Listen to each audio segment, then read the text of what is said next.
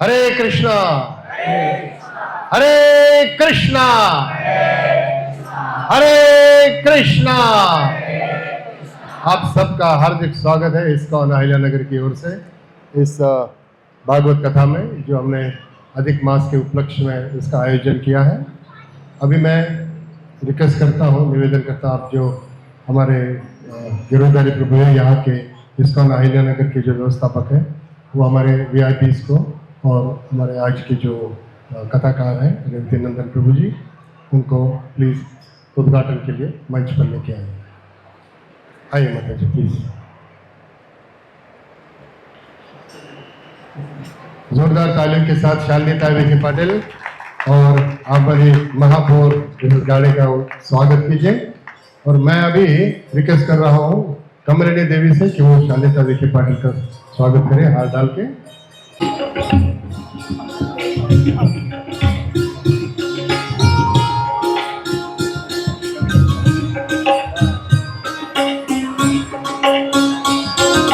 यहाँ भगवान का ऑल्टर है, यहाँ भगवान का ऑल्टर है, देवघर है, गौरनिताय जगन्नाथ नेते श्रीमद भागवतमची स्थापना केली।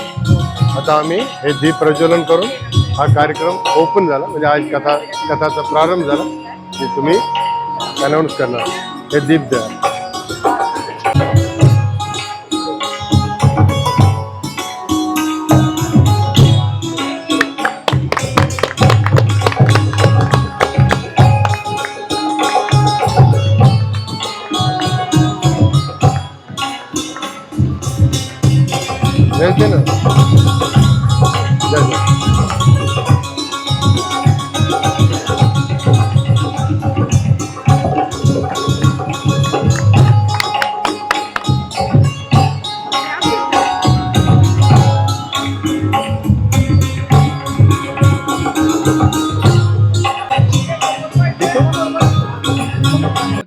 ना श्रवण करणार आहोत। अशा श्रीमान रेवतीनंदन दास यांच्या मुखातून अधिक मासाच्या निमित्ताने ही कथा आपल्याला सर्वांना इथं श्रवण करायला मिळणार आहे। निश्चितच मला मनापासून खूप आनंद होतोय, कारण आपल्या ह्या महाराष्ट्रामध्ये, आपल्या ह्या देशामध्ये प्रत्येक महिन्यामध्ये प्रत्येक सण येत असतात।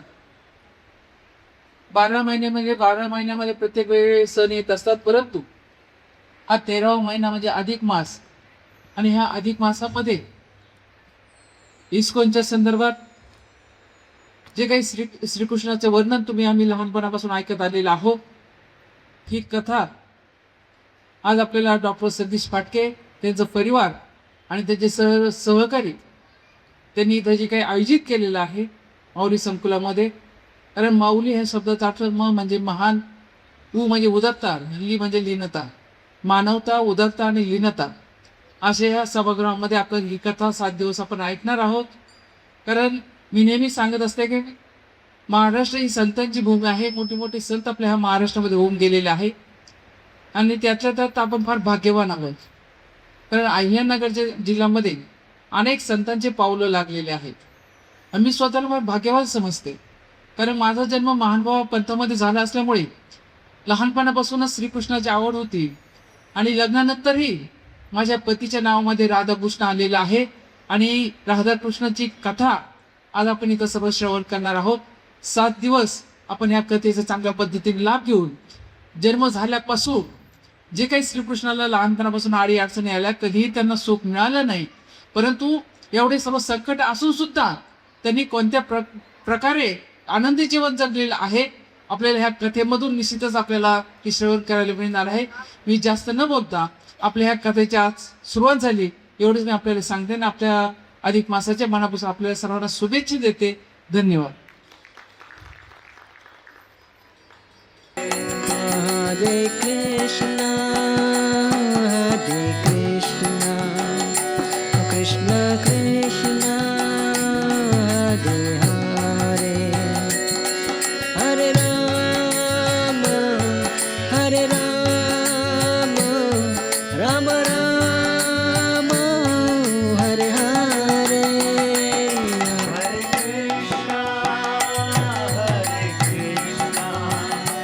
कृष्णा कृष्णा